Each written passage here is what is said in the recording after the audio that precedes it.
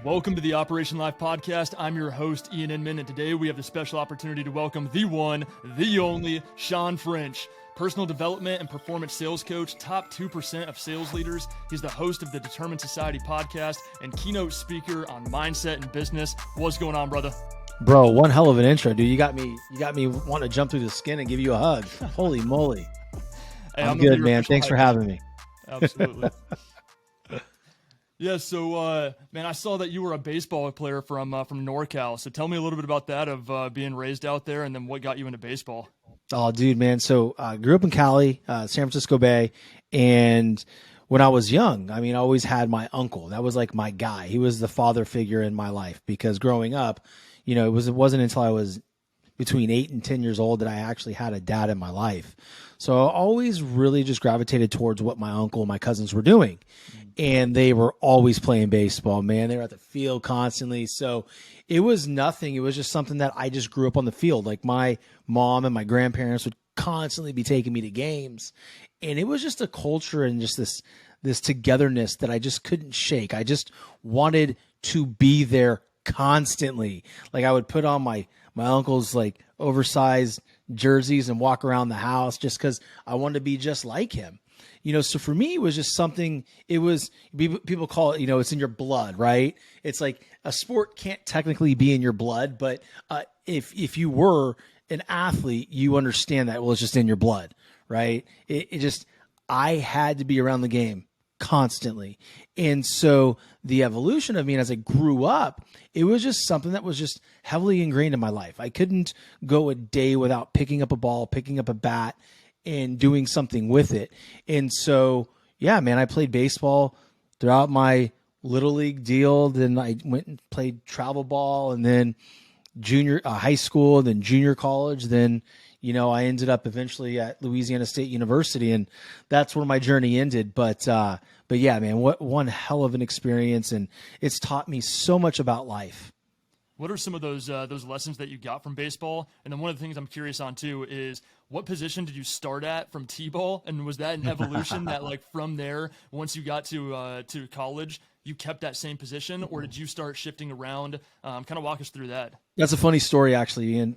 Thank you for asking it. No one's ever asked me that question before, so I do appreciate it.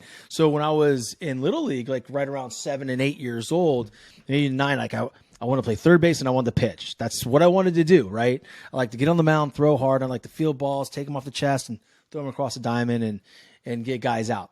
But as I got to about, I think 10 years old, I wasn't the most athletic kid. So my dad was like, hey, listen, when you go up to majors, like, you're going to have to be a catcher because you're not as agile and you're not quick. And, I'm like, wait a second. You're calling me fat, so you're putting me behind the plate. He's like, that's not what I'm saying, but yes. And I think you're going to be really good at it. And I'm like, I remember catching my first bullpen, bro. I was scared out of my freaking mind. Balls were coming. I was, just closing my eyes. Shit's going off my face mask. It was the most uncomfortable thing that I've ever been through. But you know what, man? That literally changed within, I think, 3 practices. And then I realized, like, man, I'm always in the game here, right? Like, I'm always getting the ball. If he doesn't hit it, I get to either catch it or block it or do something with it. And it was just a really cool experience. I saw everything. I was the only person facing the right way, right? On the baseball field. So I just grew to really love it. And as I got older into the travel ball, like pony leagues, like 13 and 14 years old, it was like, if we had a tournament and there was 3 games, if I wasn't catching all 3, it would have ruined my day. I just loved being back there. And as I went into high school, it just never changed, man. I was just the guy behind the dish. Like, that's all I wanted to do. That's it. Like, quite literally, that's it. Like, and that's where it ended for me. And it's an amazing position, man. Dude, one of the amazing things about that too is that's one of the things I've learned in life is half the things that we're scared of the most, if we just pursued them, we're not scared of them in, 3 to 5 days, 3 to 5 months, 3 to 5 years, whatever that time period is. Just with a little bit of exposure, all of a sudden we can get used to that, and it becomes our purpose. And so I think that's so cool that you were, what you wanted was pitching in third base, but Yeah. then what was best for you was actually being a catcher. And as soon as you adapted that, lowered your pride a little bit and said, all right, cool. You know what? Let me take this and be the best at it. It took you all the way through college. What an awesome life story. Yeah, man, I'm going to tell you something. We hear about this all the time from our boy Craig. Feedback is neutral. So as you get older and you develop personally, we're all in this personal development journey for not just ourselves, but also to help other people, right? Is take feedback as something neither good nor bad. It is just it just is. So that was that moment right there where, my perception of the move was bad, but ultimately, like you said, I mean, it's gotten me everything that I have in life, so to speak. I mean, especially with you in sales now, you learn how to take a couple of fastballs to the face, and you're like, all right, nothing scares me anymore. Man. Man, I tell you what, dude, in sales, you're constantly getting brushed off the plate, man. That's for damn sure. Well, before we dive into your sales career, I want to know a little bit more on the college side. So what was those injuries, if you don't mind talking about them, and what was it that led up to them? Dude, so my first real injury, as a baseball player, you're always having some type of ailment. Your hamstring sore or your shoulder, your throwing shoulder is kind of jacked up, right? But I remember it's really strange. One day I was at practice. It was what year was it? It was it was the fall of going into my sophomore year at junior college. And there's a little pop-up like between home plate and third base. And I go and I'm calling for it, right? I have priority, right? I got it, whatever. And the third baseman collides into me. I still catch it. I look at him. I'm like, what the fuck, dude? Like, what was that? And we just kind of laughed about it. The next day I had some like weird, it was just strange. It just felt weird, right? It didn't hurt at the time. And a couple days goes by. It starts to get worse. Like I can't, like it's hard to lift my arm to catch bullpens and do things like that. I'm like, what is going on? I strained a little muscle here, but don't say anything because if you say something, I had University of Louisville, throwing money at me at that point. Right. And so I was going to take the money. I was going to take the 80% scholarship, go to Louisville. So I can't say anything. I can't be hurt right now. And so I, a few more days goes by and all of a sudden, dude, I have a fever. I'm like, what in the fuck is going on, man? I can't understand what's going on with me. And it got to a point where I had this like golf ball, like underneath my armpit. And I'm like, that's my lymph node, right? I didn't know what the hell it was. I'm like, okay, cool. I'm sick. I have this 102.5 degree fever. I can't play. I'm just miserable. So I say to my girlfriend at the time, hey, can you take me to the hospital? Let's get this thing drained. Cause my parents were at a family wedding and I couldn't even go to it. They're like 2 hours away. And we get there and they just start trying to drain it. Like, we can't drain this thing. We don't know what the hell it is. Then they throw this, ultrasound machine on it. They're like, sir, you have a blood clot in your left subclavicular vein. I'm like, a what? Okay. Like, get it out. Like, what do we need? Actually, let me rewind. My first question was, am I dying? Like, am I going to die? Because I didn't know what the hell a blood clot really was. The only blood clot I had ever heard about prior to that was when my grandmother had pancreatic cancer and, through all that stuff, being in the hospital and not moving around much and then getting to go home, having to go back to the hospital because she had a blood clot in her leg. And they're like, no, listen, we're going to do some tests. We're going to admit you. I'm like, admit me? I'm like, dude, give me some meds. Let's go. And so we finally get a hold of my parents. They rush back from Clear Lake, California. If you're from Red Bluff, you know exactly, from the east. Had a place on Clear Lake. Dope. Yeah, mine did. My great grandparents did. That's where we always did our family reunions. Dude, and you were in our backyard then. Dude, man, it's crazy. It's crazy. So they come back and, I'm like sitting in this hospital and, they're shoving me with IVs. I'm in this bed. And, and they're like, well, hey, listen, we need to figure out what this was. Like, was this from a trauma, which means, the collision or some type of physical injury, or is this a blood disorder? Because, Mr. French, if this is a blood disorder, you can literally never play baseball ever again. And I was just like, as making me emotional thinking about it. Because back then it was just like, that was my identity, because I was young, stupid, and I didn't know myself as Shawn French. I was, to everybody, Shawn French, the baseball player. That's who I was. And so they ran a bunch of tests, and, by the grace of God, it was from a traumatic experience. There's no blood disorder, but I did have to have, blood. I was on blood thinners for like 7 months. So I missed a whole season. So University of Louisville scratched my scholarship. They took the offer off the table. And at that point, dude, I'm like, great, I'm screwed. And, I wasn't able to play all that year. I had to watch one of my good buddies transfer in from San Francisco State to get some more playing time. His name was Ryan Souza, and he played my position for a year. And then I had to sit like I said, I had to sit the whole year out. And then the next year I transferred to a different junior college, crushed it, like number 26 in the whole state of California in hitting. And then I got my little scholarship to LSU, and that's when the real shit happened. I blew out my arm there. Like I would say probably the first month or two I was there. So I had complete reconstructive surgery on my rotator cuff. They call it a capsular shrinkage, to where they heat your capsule up. So it's like a piece of bacon. You throw it on the stove, on the pan, and it just contracts, right? That's what they did to my shoulder, because they could move my shoulder in and out. Like it would come in and out of place by them, just a doctor just moving it. And they're like, hey, just so you know, only 30% of players come back from this one. Now it could be more now, right? Because back in the day, Tommy John used to end careers. Now you come back as a pitcher, you left throwing 95 and you come back throwing 102. It's like you almost want Tommy John. Yeah, you almost want it, right? Like you almost want it. It's like, hey, can I get that? Can I get it for my kid when he's like 3? It took me 2 years to get back on the field, man.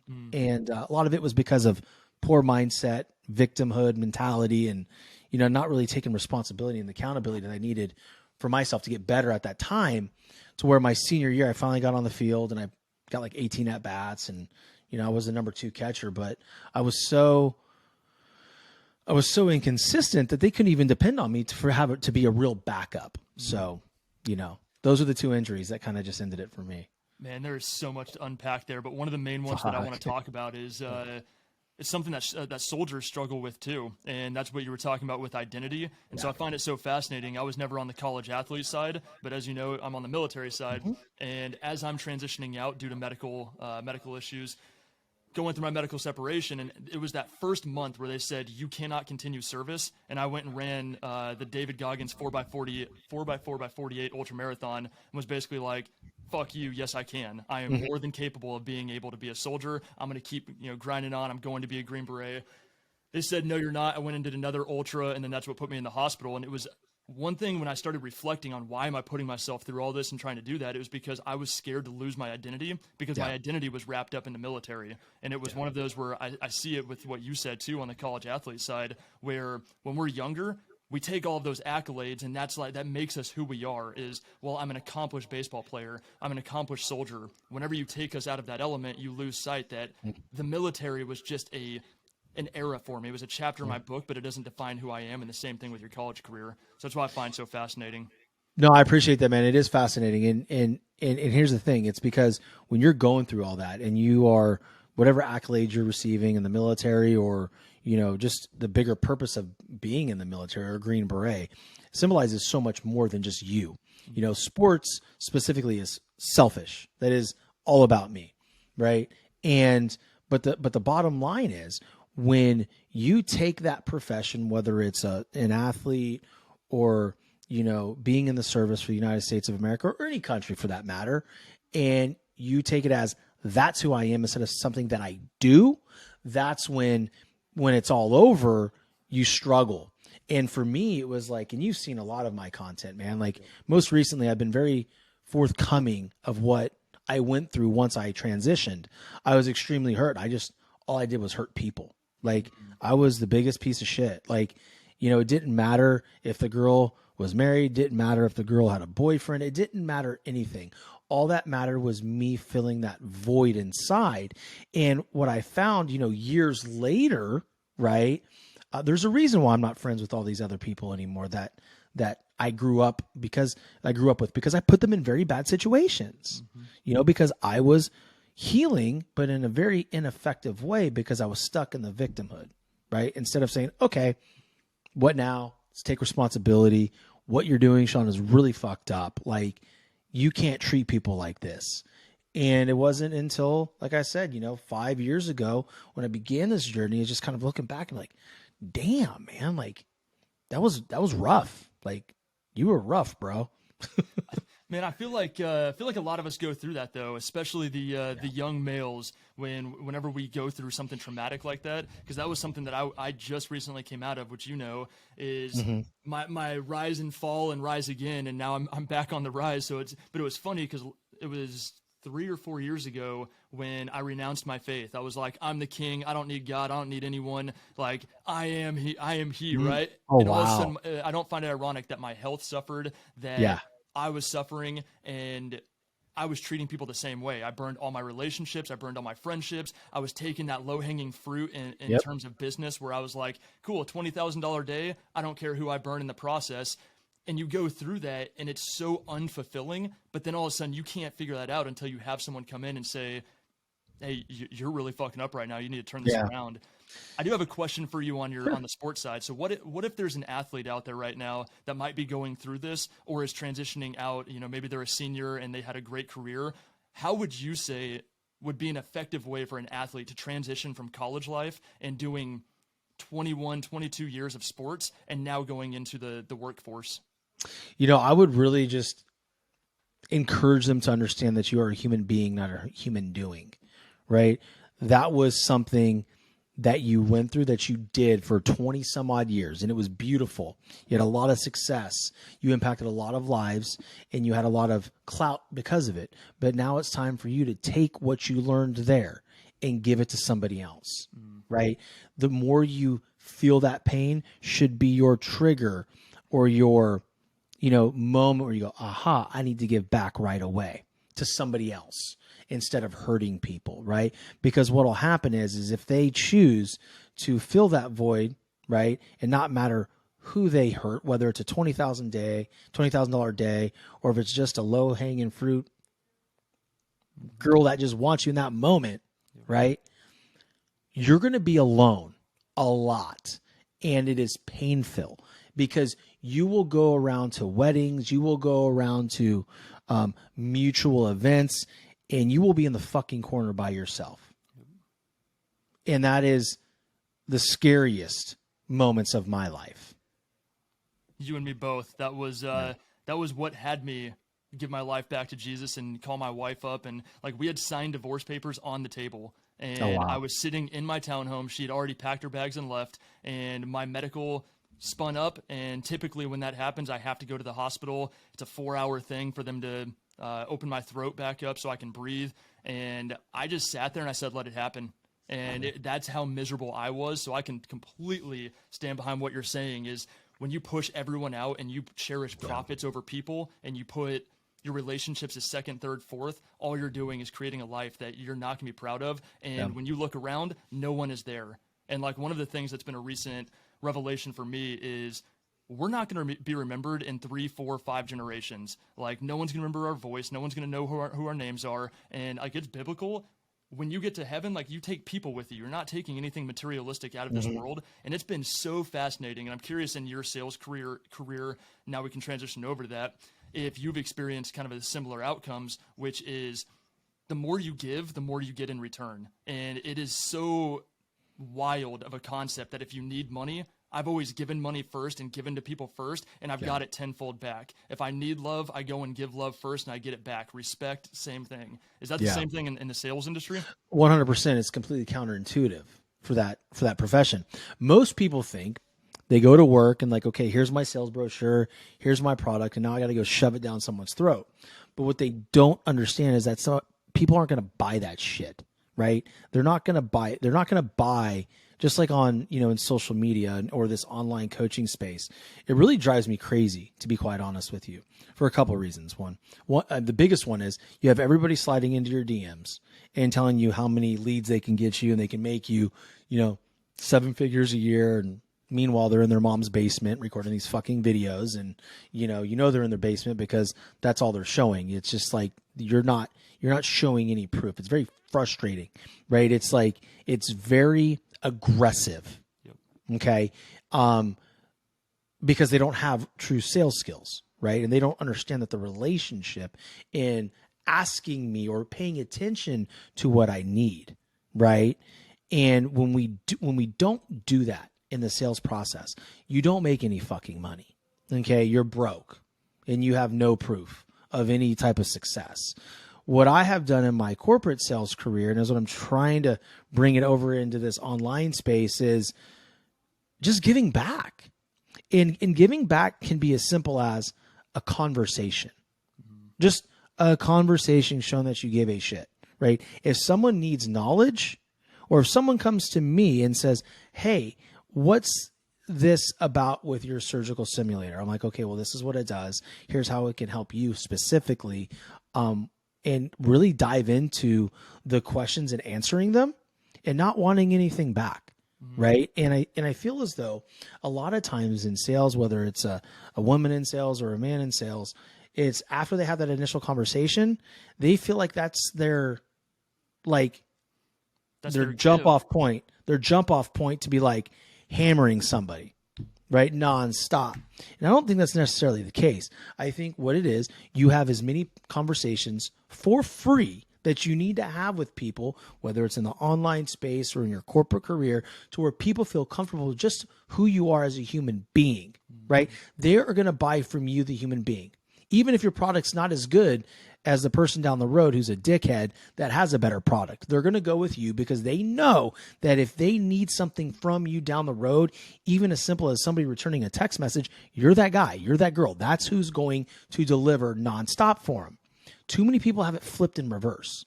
It never works that way. You need to have as many conversations giving all that value as you possibly can. If you are not giving value on a day-to-day basis, whether it's on your socials, whether it's in conversations, emails, even the people within your own support staff of your own businesses, like, dude, you need to give everything to them. And yes, like you said, if you want respect, go give respect. If you want love, go give love. If you want more money, spend more money. And people, the latter people it really blows their mind. Like, I mean, dude, that last one blows people's mind, and there's been many times in my business where I'm thinking like, it's getting tight and I need to invest in this. So I go invest and then I get a client 2 hours later. Man, it's so funny, too, because I was just talking with our boy Eric Allen this morning, and we were having this conversation of these online sales coaches nowadays. And it's funny because, so I'm someone that if I need something, in forms of knowledge, I'm going to pay someone their $250, $500, their $1,000 an hour for their consultation, because I've learned that I would rather go to Shawn French for sales coaching than I would spending $2,000 of me trying to figure it out in Facebook ads. 4 weeks later, I'm still burning out and struggling. Yeah. So I would rather go to someone who's the expert. But it's funny because a lot of these quote unquote experts that I've hired, I would say we'll just round it off, right? If I've hired 10 people, I would say 6 or 7 of them are saying to withhold information, show them just the teaser, do it super short, basically just pique their interest and then try to hard close them. Whereas I'm the opposite. And It's funny because what I've found success at, and it's where Eric and I are so passionate with Operation Life, is, dude, it's understanding it's a 3 to 6 month process. Like the minute that we first start talking, you need to be able to feel comfortable. I'm not going to hard close you. I'm going to ask the right questions to qualify you and make sure that, A, you're a good fit for our community. That's one of the things I see in these online coaching programs is they open the doors to the wrong people and it creates a toxic atmosphere. That's one of the things I love about Craig Siegel and his group. He'll straight up give you your money back and say you're not a good fit. Yeah. And it's whenever you start doing that, by just giving them that time and effort and energy, sure, you might get on 3 or 4 different 15-minute or 20-minute phone calls. Maybe it's 3 months worth of just checking in. Hey, how are you doing? Go get yourself a CRM. But that has always reaped far greater rewards in terms of the lifetime value of the customer, because all the people that I've hard closed either asked for a refund, they were either a troubled person, they either said, hey, I want more for my money because I don't feel like I'm getting my value's worth. But every single person that I've warmed up and actually had a real connection with, they've joined the program and they've been super excited and passionate about it. Yeah. I think when you give all the value, people see just in your actions what they're going to get. Mm-hmm. Now, of course, they're going to be sitting there thinking, well, what if when I join, they don't give me that same type of attention?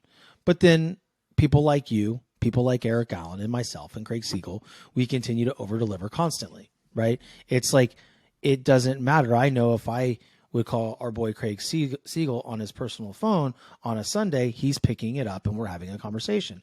It's the relationship that I have with him. It is what it is, right? But going back to when you these online coaches, just like the conversation you and Eric had, it's very important when people are looking at someone to hire to help them. What you see on Instagram and what you see on Facebook should not be the indication whether you hire that person or not, because there's going to be 1,000 other people right now that if you were looking at sales performance coaches, that their Instagram's prettier, they have more engagement, they have more followers, and they may have a check mark. But what the fuck have they done in their real life? Yep. So for me, it's like, and I'm not saying like all those people haven't done anything. Please don't misconstrue that. But it's like, go to their LinkedIn. Yep. What have they done in the real world? Yep. Like, what have they done? Or did they just pay somebody $30,000 for a verification, which I should probably invest in, by the way. Jesus, I'm getting hammered on these fake accounts, right? So it's like, and then use that, some engagement growth campaigns, and all of a sudden you have the buzz and you are qualified to coach people in sales or to help them improve their personal lives. It's not necessarily, a good, strong parallel to make that decision. Go research people, see what they've done, right? You can go to my LinkedIn and you can see all of my accolades from corporate America. It would suggest that, okay, if Shawn is a performance coach, sales performance coach, he's doing it every single day still. So I tend to stay in the corporate environment, so I know that I'm testing things constantly and bringing it back to the people that I work with, because that is my fiduciary responsibility. Love that. And I'm assuming that is why you then started the Determined Society podcast. That's a funny story. So I always wanted to have a podcast, right? Back in 2014, I was having a really rough time, about 264 pounds, very unhappy. Wanted more for my life, but I was teaching and I wasn't back into sales yet. I was just kind of taking lumps and, struggling to the next paycheck. And my friend Chantel told me about Andy Frisella's MFCEO project. Mm-hmm. And so I started listening to his podcast. I'm like, wow, it'd be really cool to have a podcast. And when I started the Determined Society podcast, it was more of like, I'm sick and tired of just living the status quo. I want to do something special. I want to help people. But who am I right now? Like, no one's going to want to listen. So I played that game with myself for so long. Then finally I just said, screw it. YouTubed it, how to start a podcast. And I jumped the gun a little bit. I didn't do any trailers. I didn't do any real podcast promotions because I didn't know anything about it at the time, man. I didn't know there was online coaches. I didn't know that there was support for anything like that. So I just did it. But the Determined Society name is based on waking up in a society where everybody is determined to go chase down their fucking goals. Wow. No matter what.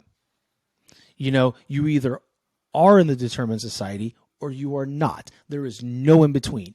You are either a person, I don't care what, race, religion, whatever it is. Like, if you are somebody that wakes up in the morning and you have this dire need to achieve to a point when you go to bed at night and it doesn't happen, you are pissed. That's the Determined Society. And that's the type of people that I have on my show that have that drive. You can be a big jug and you can have all the fame and everything, or you can be a normal Joe but you are so damn driven and you display it every single day. I want my audience, because I'm the gatekeeper to my audience. I want to make sure my audience is blessed with the best stories, the best feedback, and the best how-tos to get from A to B. So quick question on that too, for your podcast side. If, say you recorded a show and somebody was awesome online. You found that blue checked verified person. You thought that they were, going to be this crazy episode, and they just completely tanked the show. And you're like, dude, this dude's just a phony.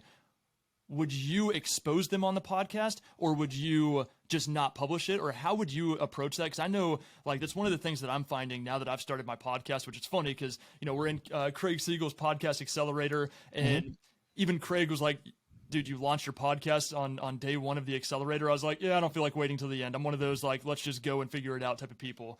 But one of the things I'm learning is a lot of these people that I was following in the past, I'll reach out to them, and upon doing research, I'm like, oh, that's really fascinating that there's not a whole lot of accolades, but there's a lot of hype, and you can tell it was their own PR that they paid for on some fake, news sites and et cetera. How do you handle that?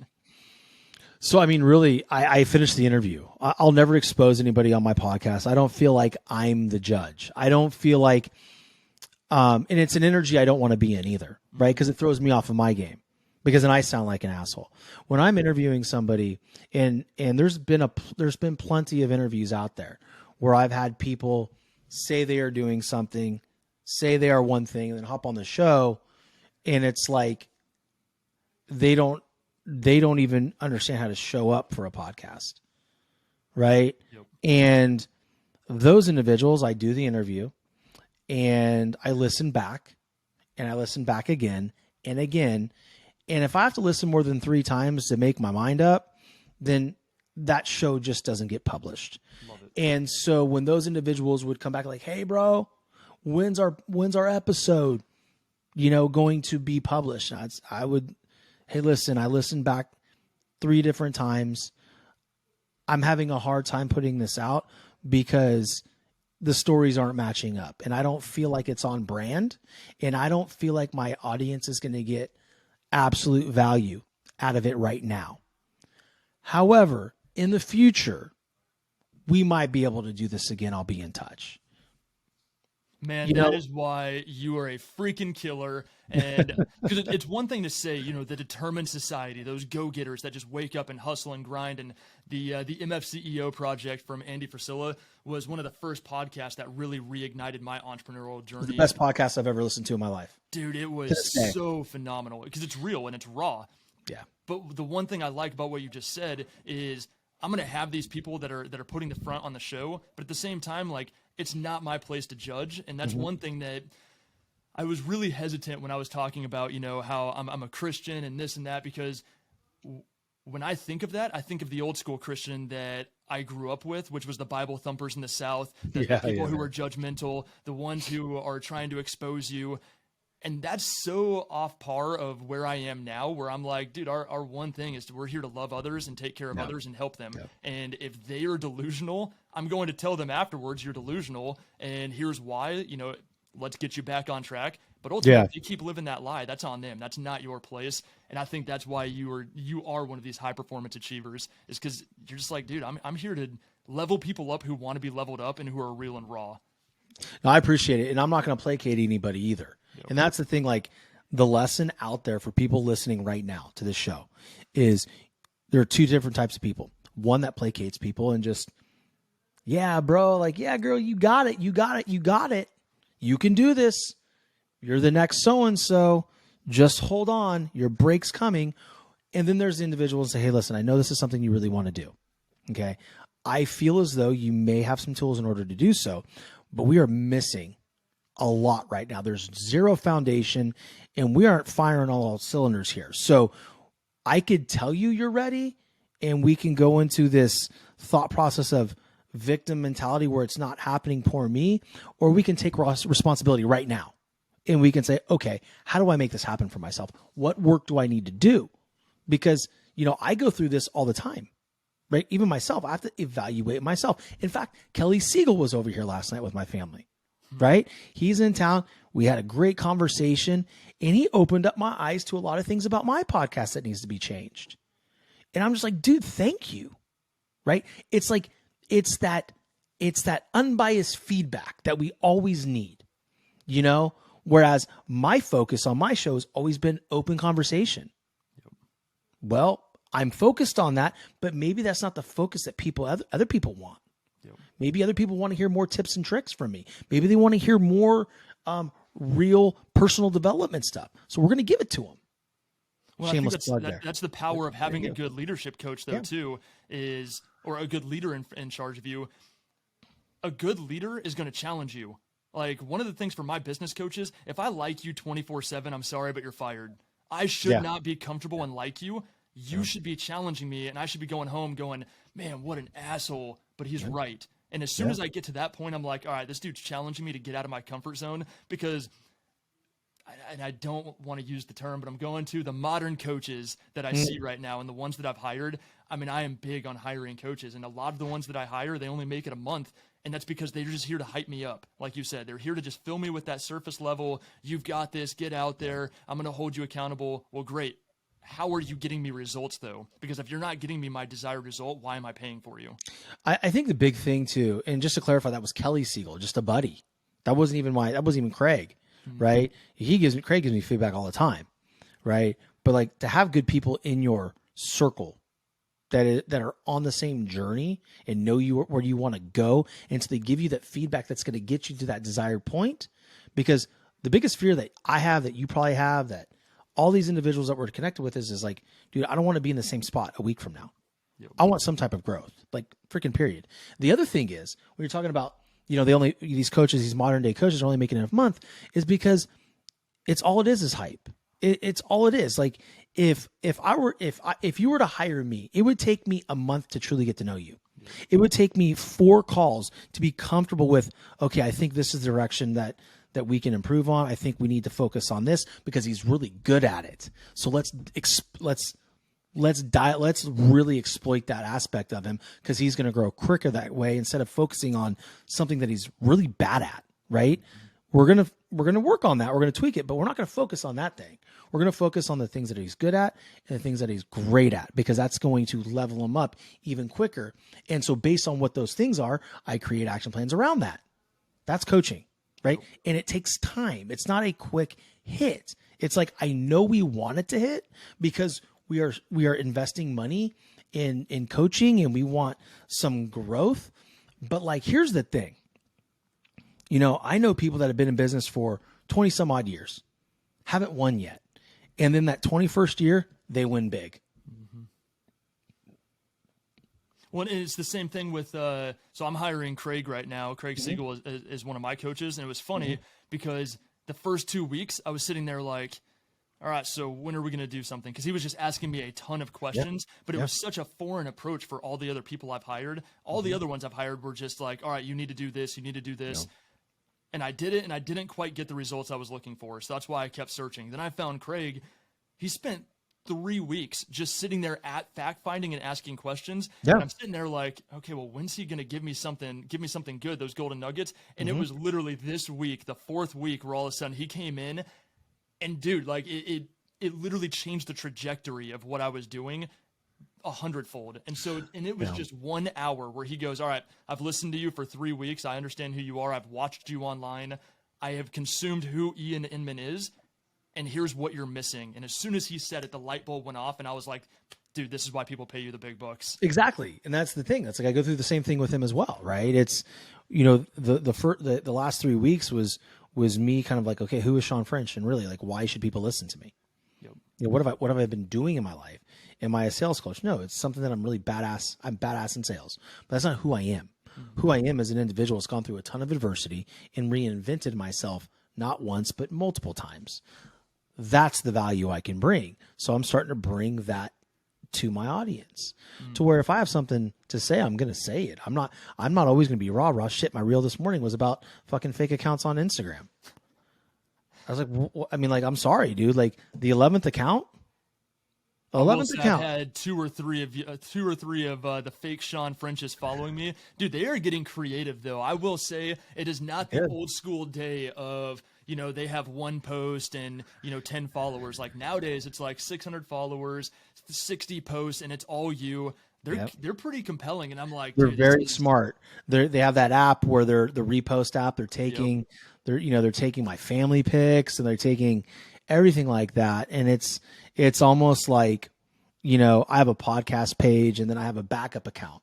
I'm almost like going to cancel my podcast page and my backup account and put on my profile, this is my only account. Because some of the stuff that was sent to me yesterday, I've got pictures.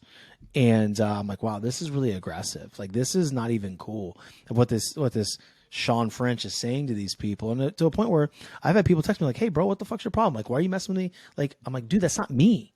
Yep. Look at a story. Like, I've been talking about this for 2 weeks, right? Like, it's not me. I would never go into a DM and start talking about multiple sources of income. Like, what the fuck? Like, come on, man. Like, Bitcoin, like Bitcoin. Bro, those are my favorite too. Whenever you see these accounts or these coaches or whoever it is, they'll hit your DMs with, "Hey, how would you like to make another $7 million this month?" Or all of this crap, and you're like, why don't you just 7 ask million, me how my day is going? Why don't you ask me how Thanksgiving was? Look at my latest 3 posts and try to build a pattern on what is going on currently in my life, and then try to resonate and soften me up. Yeah. It's the art of dating, I think, is why we're seeing this, where back in the day, dude, we had to work our asses off to try and get a girl home. We would go out, we'd have a nice date, yes, we'd take them here and here, and we'd have this all strategy, and then we have to be smooth on the close of, hey, do you want to come home? And don't ask for the sale, you're not getting it. Nowadays, you've got Tinder, swipe right, swipe right, swipe right. All right, cool, dude, I've got three people. It's dude, it's the same thing. It's like, it's just a great point, because it's the easy bake oven to success. It's the easy bake oven to relationships or sex or whatever it is. But that's just not who we are, right? Like, I mean, I get these messages all the time. It's just like, just to your point, like, if you really want my business, why aren't you paying attention to what I'm saying? Like it blows me away, dude. And one of the things too, and this is the last point, and then I really want to hammer on the keynote speaker before we start getting into the Phoenix zone. All right, but one of the things too is, so there is a country music star that I'm talking to, and I've been talking to him for a couple months now, and it was so fascinating to see how this conversation started, because I got the in with one person, and I just very genuinely started asking this guy, like, hey, how's your day going? Followed his page for a month, liking his content, commenting, and there was no hidden agenda. Like, okay, I'm going to, like and comment for 30 days, then I'm going to ask him for the sale. It was just a genuine interaction, but it was amazing how it teed up, because if you're looking at me and my page, like, I purged 5,000 followers off of my Instagram this, 4 months ago, because 6 months ago, when I gave my life to Jesus, I erased all of the posts that I don't think resonated with me. I erased all the followers, and I was like, anyone that I am scared to post in front of, or that I don't think is a good fit for my page, I don't even want to deal with the rejection. So I cleansed it. I went from like 25,000 to 14 or to 18,000, and then I did it again and went from 18 to 14 a couple months ago, and that has brought so much peace too. But it's funny, because I was like, I've got 14,000 followers. I've only got, 100 posts. This guy's going to think I'm just a sham. But I built a genuine connection, and now he's going to be on the podcast. And I'm like, that's so cool. A verified country music star. And he's even commenting, I said, happy Thanksgiving. The dude's phenomenal. But it stemmed because I had a genuine interest in him. And I have zero reason of like, hey, I'm not going to sell you on anything. I just want to know who you are and try to build a friendship. Yeah, man. That's the thing, bro. Just be who you are. Be genuine. So on the keynote speaking, so what got you into the speaking side? Was that an easy transition from podcasting, or did speaking come first? Dude, speaking happened because in baseball at LSU, your first year you're there, you have to speak in front of this coaches committee of 500 people. You're some kid that rolls in from California or out of state or even in state, and now you're talking to, the actual fundraisers of Louisiana State University baseball. And you have to be put together. And you speak to a ton of people. You speak to parents, you speak to kids, you speak to everybody while you're at LSU. So for me, that was the time where it just didn't scare me anymore. It just I'm like, all right, here we are. Now in junior college, when I had to give a 5-minute speech, it was like I'm faking sick and shit, and like trying not to show the fuck up to class. And but yeah, man. So that's where it started, and I've been really blessed lately. And it's funny because I did this exercise where I put a 1-pager together with Craig, and I'm like, you don't remember, or I don't remember how much cool shit I've done. Mm-hmm. And then I start grabbing the labels and putting it on my 1 page. I'm like, Gardner, holy shit, right? Suncoast Credit Union, that's big. Trinet, that's huge. University of New Orleans baseball, that's huge. ConMed, that's huge. And I'm just like, dude, like all the BSN Sports, the biggest supplier in the country of athletic gear and equipment and uniforms, whatever. Like, and so you put it all together and you look at it and it's just like, that's my body of work. And I'm just getting fucking started. And with that too, I don't want to run away from that point because I find that so fascinating, because that's one of the things Craig said to me this week, which is there's a lot of things and stories that I have where he's looking at me and he goes, that one story is a book in itself. But I think that's fascinating because the more I surround myself with just absolute high performance achievers like you, is we all seem to have this thing where we're not in it for the win or for the accomplishment, the praise, the glory. It's like, it's our own personal quest where I just want to be better. I want to level up. I want to see what's possible. And when you're on that and you're not paying attention to the accomplishments, it's hard to put a 1-pager together, because like my Instagram bio, I'm telling you, that was one of the hardest things for me to put together, because I was like, 250 characters to summarize who I am. Like, I only need 3, you know what I mean? Like, cool, just throw something on there and call it a day. And everyone's like, no, you actually have to take this seriously. So it's fascinating how you break down your labels. On your public speak or on your keynote speaking side, what do you think makes a great speaker, and what was your most favorite event? I think what makes you a great speaker is if you can connect with the audience. A lot of times, and it depends on which way you're going with it, right? If you get up and you go PowerPoint, you're going to bore them. I've been there. If you get up there and you're going to go off key and not do your PowerPoint, but you're going to focus just on the technical aspects of sales, you're going to lose them. But if you just go into your heart and tell your story, the right person's going to hear it, and you're going to inspire somebody. That is the biggest thing that I can say, is when you're in front of a room, you have to pretend that everybody out there is looking to be more and do more in their life.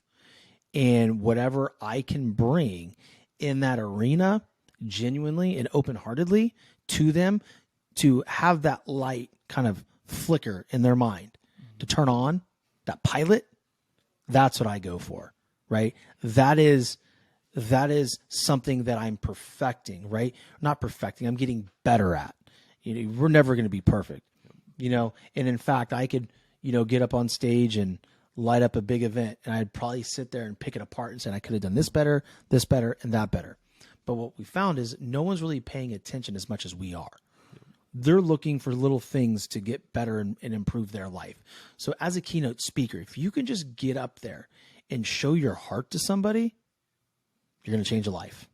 And I think that applies directly to social media too. For anyone who's listening that wants to start the podcast, wants to put content out on social media, it's just getting started and understanding that if you say something stupid on a reel today, A, you can delete it if you decide, hey, this was a really stupid decision. Yeah. But B, just leave it there, because you're going to reflect on that. And like for me, I love going back and seeing the videos I tried to make 5-6 years ago. And I'm like, those were trash. Look where I'm at now. But the same thing, there's so much attention in the world today. Nobody even cares about you an hour from now. You might see the post on Instagram, and then it's gone, and now it's lost in the noise. So it was literally, you only consumed 30 seconds of someone's time. A keynote speech, I imagine, is maybe going for weeks. You might inspire someone for weeks, if not months. There's going to be the handful that you change a lifetime for. Yeah. But for the most people, I'm 100% right there with you. There's no reason for us to beat ourselves up too bad, because at the end of the day, go up there, make an impact, and if one person walks away, you did your job. Yeah, man, just live your story, man. Live your story. That's it. All right, now, my favorite time of the show. Are you ready to enter the Phoenix Zone? All right, come on, man. All right, let's hit it. So how did you discover your purpose in life? By failing a lot and being extremely lonely. There was a time, I would say probably when I was 29 years old, I was sitting speaking to my friend Melissa. She was my girlfriend at the time when I had the blood clot, and she eventually ended up getting pancreatic cancer and dying at a very young age. Like literally a year, maybe a year and a half after her and I had this conversation. And she was the closest thing to me. And we even almost got back together, but there was just something there that just kept me, kept her at an arm's distance. I just kept, and now I know why, because I could have never recovered from that. I was sitting there struggling when I was losing everything in the mortgage meltdown in 2007, 2008, whatever year that was. I overbought. I thought I was some big shot mortgage professional, and I lost my ass. And I was going through this personal development journey of like, what do I really want out of life? And for me, it's just, I wanted to motivate people. I wanted to coach people. I wanted to be on stage, and I wanted to be that Tony Robbins. And so for me, I just knew, because I was able to relate to so many different walks of life, any type of person I can relate to. I can sit there and have a conversation with a doctor, and I can also go sit there and have a conversation with a construction worker and then someone who doesn't have a home. And I can treat them all the same, right? And I can relate to everybody in some way, shape, or form. I wanted to bring that to my life in such a way that I was helping people succeed. And so for me, that was the moment that I knew what my purpose was. Now, from 2008 to 2022 or 21, I was ignoring that purpose. Why? To where now it's just like, all right, here it is, and here we go. On a shortened version, why did you deny that purpose for so long? Oh, limiting beliefs, man. I just didn't think I had done so much dirt in the past. Like, I didn't feel like I had any credibility. It's just like, I am not the dude. I don't have millions of dollars.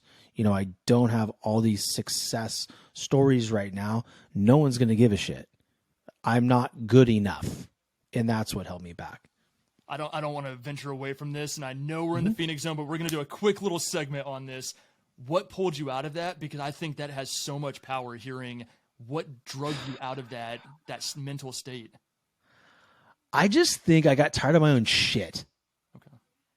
That's the best answer I can give you.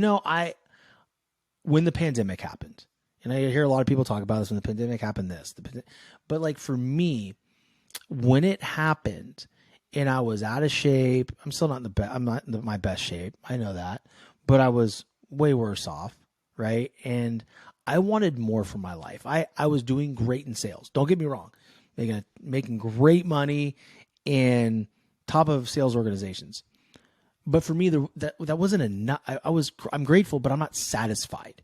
And so when I was able to detach, the gratitude from the satisfaction, then I was able to move a little bit.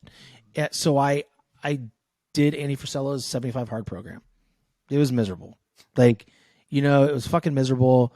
I shredded up. I got lean. But during that, gave me a lot of time reading books and being intentional with my time. And that's when the light switch fully came on. I'm like, all right, cool. This is the direction I'm going. I don't know how to get there, but I'm just going to put things out and we'll see where things turn up. And here we are, 2-3 years later, we're starting to gain that momentum where I'll look at and be like, man, I'm so far behind the 8 ball, but then I'm really not. I'm right where I fucking need to be. I'm right where I deserve to be right now, to be quite honest. And so with that, that's a perfect segue into the second question of the Phoenix zone. So where does your passion come from? The passion as far as like being excitable about things and passionate about people, man, I don't know. I've always been that person. I've always given a shit. I think having a big heart while you're growing up and, I think it leaves you open to the possibility of being so passionate about things. And so for me, when I get this idea, my wife makes fun of me. Not makes fun of me. My wife's analytical. She's a Virgo, right? She's very analytical, has to know the why and the how of everything. Me, I'm this Scorpio. I'm like a Labrador retriever with a bone in front of it. Like, this is my goal. Okay, cool. I got to go get it. I'm going to go get it now. All right, bye. I don't need a plan. I don't want one. It's just going to cloud my mind. The moment I start thinking about how and why, fuck up. So that right there for me is just the blind faith gives me that passion. How do you define prosperity, and are you living a prosperous life? Man, I think that, for me, prosperity and, just living a fulfilled life is, I think what you're asking me is, do my children feel safe around me? Does my wife feel safe around me? Am I giving them enough love, right? Am I present enough? Am I providing a stable environment overall, financially and shelter-wise? That for me means so much, right? That is about 75% of it. The other 25% of it is, what impact am I making? If I'm not making an impact on a day-to-day basis to where I am making someone else's life better that is outside of this family unit, then I'm not living in prosperity, man. I'm not living in my truth. Which is crazy to hear from such an accomplished sales professional. I know that the stigma around sales is it's all about the money, but I want to take a moment to reflect and show, not once did you say in this podcast, I'm doing this for the money. Never once have I heard that come out of your mouth, and I find that so fascinating because that's one of the core reasons why people get into sales. Yeah, dude, maybe that's why I'm not making a ton of money at it yet. I don't know, but I'm just joking. Here's the thing. I feel that when you lead with what's right and you help people along and you are genuine in your motives and you become really good at what you're doing, that money is going to be a byproduct of the service that you're providing. I no doubt know and understand in 5 years, I will have more money than I know what to deal with. Yep. I truly believe it. But that's not my focus. And so I'm sorry, go ahead. My focus is just every single day inching that football down the field, right? Making my podcast better, bringing more people into my circle that know what I do and that need my services, helping people tell their stories on my podcast, getting on stages and speaking. It's all part of it. Eventually that faucet turns on. The problem is most people give up. You're going to have to rip me out of this fucking game for me not to win. Man. Like you will literally like, Instagram will have to cancel me. They'll have to Andrew Tate my ass, but I'll still find a fucking way. I was just about to say, Andrew Tate you, bro. That is so good. And it's one of the things too, where, dude, I don't need to know. And I've said it 15 times. If everyone that asks me like, oh, what's your life vision? I don't know.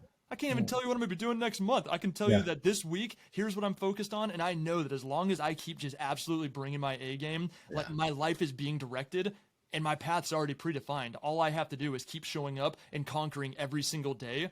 And I don't need to worry about tomorrow. Today's got its own problems. Here's what you need to understand.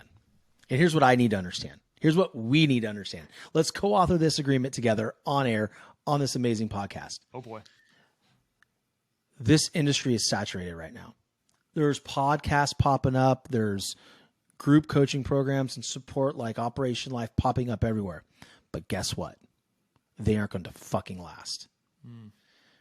They are going to last because they're using that as their sole purpose, their sole income, their sole everything. And when it fails, they have to move on.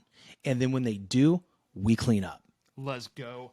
Dude, that was literally the foundation of what Eric and I were talking about this morning. Is we were kind of joking about it, where Operation Life is not our source of income. It is not where I'm going to be hard closing people. I want people who want to be in that community, and we've already given 2 people refunds, kicked them out, and said, hey, this isn't a good fit for you.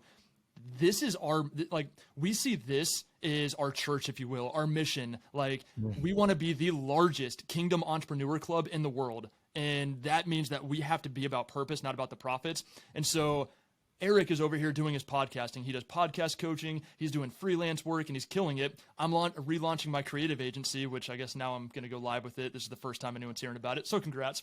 But I'm relaunching my creative agency, and it was what I was telling Craig is we are each independently doing things that we're passionate about, and Operation Life is the byproduct of everyone that we meet that we think is a good fit is going to be a part of this community.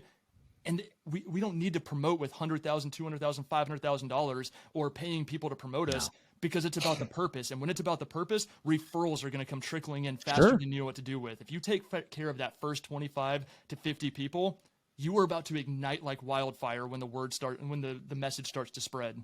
1,000%, man. 1,000%. And just hang tight, because soon what we're doing is not going to be cool anymore. Yep. But we will still be here because this is what we are led to do. That's the difference. All right, last question. What is your power source that fuels these accomplishments? This is a very unpopular one. Okay. You can't see it from there, but I have a huge chip on my shoulder. And it is my power source. You know, it's the one thing where I can tap into on a consistent basis when people told me that I couldn't do something, particularly my dad. You know, you can't do this. You won't be anything if you don't play baseball in the major leagues, because that's your only skill. You know, and every time someone tells me like, you ain't it, bro. You ain't it, bro. I say, okay. Keep throwing jet fuel in that engine, dude. Just keep doing it. That is my driving source, right? Now, on the other end of it is I can't look at my kids in the eye if I don't give everything I got every single day, man. Like to me, I'm a fraud if I can't do that.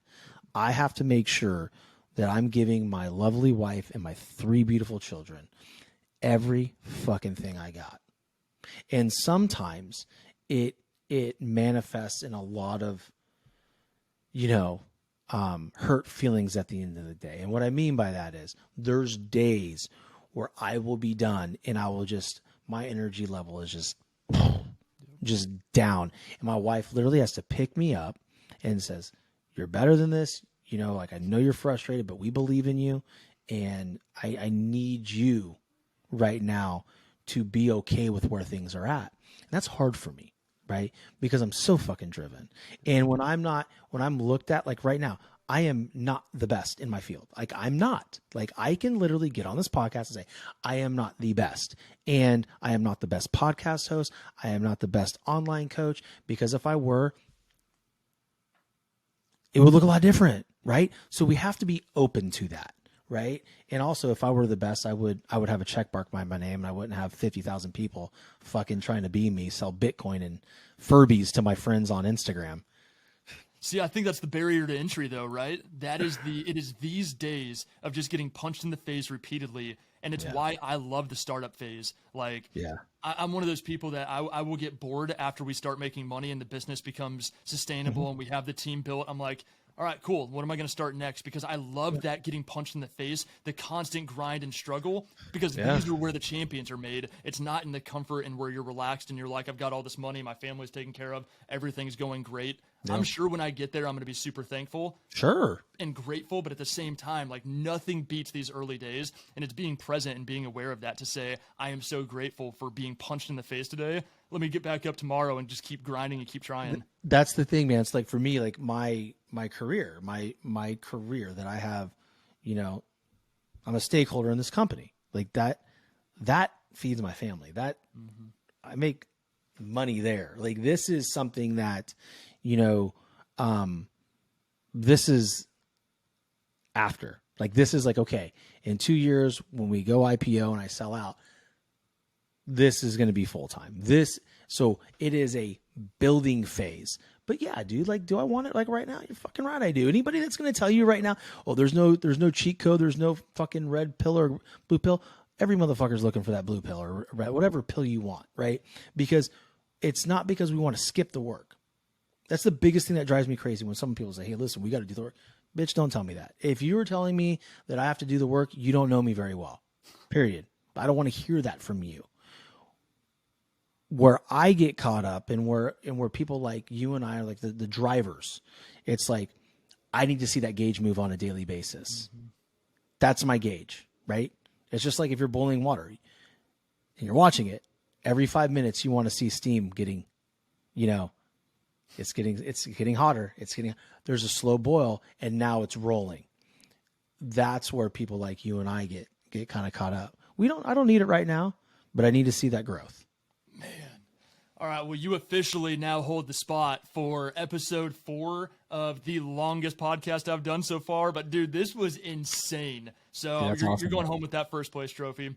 All right, the man, the myth, the legend, Shawn French. Thank you so much, man. Last thing I have for you is you guys can find him on social media at the Shawn French, SHAWN, not SEAN. He ain't a fraud. Right. He's the real one. At the Shawn French, none of the other ones. Also, I want to talk for a quick second about the products and services that you offer. This is your stage, whatever you want to promote. People that are listening said, dude, I love this guy. How do I find him? How do I hire him? Yeah. How do they find you and hire you? So they can find me on Instagram. They can find me there. They can go to my website, theshawnfrench.com, and find me there. They can listen to the Determined Society podcast. As far as my programs, I work with people one-on-one. I got a 3-month program, a 6-month program, and I also have a custom 1 year for 1 or 2 people a year that really want that full long-term relationship. I work with people in personal development, right? Completely reinventing themselves, shattering their limiting beliefs, and, that mindset mastery aspect. I can also work with people on sales, right? So that's part of it. But as you know, you can't sell anything until you're right personally. So there's a lot of personal development, a lot of that kind of stuff mixed in with my sales performance. Really cool thing that I'm excited about. And it's the first time I've ever talked about it as well. But I'm going to be starting a community and a big group coaching program.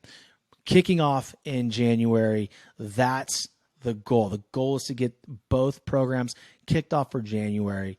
And, we're not going to break people's bank for the group coaching. It's going to be an investment, but it's going to be something that I think everybody's going to get a ton out of. There's going to be amazing conversations. There's going to be amazing entrepreneur guests that come into the community and speak. And then once a year we'll have a big fucking event somewhere. And it's going to be a badass thing. Let's go. Man, I am so stoked to see that group. I will definitely be making sure to broadcast that out. It'd be dope. All of you that are listening, I will add all of his links and about him, his summary, all in the description below or in the comments. Make sure to share this out. Also, one final do out is we have the Rise Global Conference going on for Operation Life, and that is where we are going to put on a massive show. We've got guest speakers like Craig Siegel, Ira Davis, Kelly Cardenas, and Jim the Rookie Morris so far. They're all going to come out. It's a 2-day event. Description and all the links will be below. Make sure you get signed up. Shawn, thank you so much. You're the one, the only Shawn French. I can't thank you enough for being on the show, brother. My pleasure, man. Thank you so much, Ian. All right, later.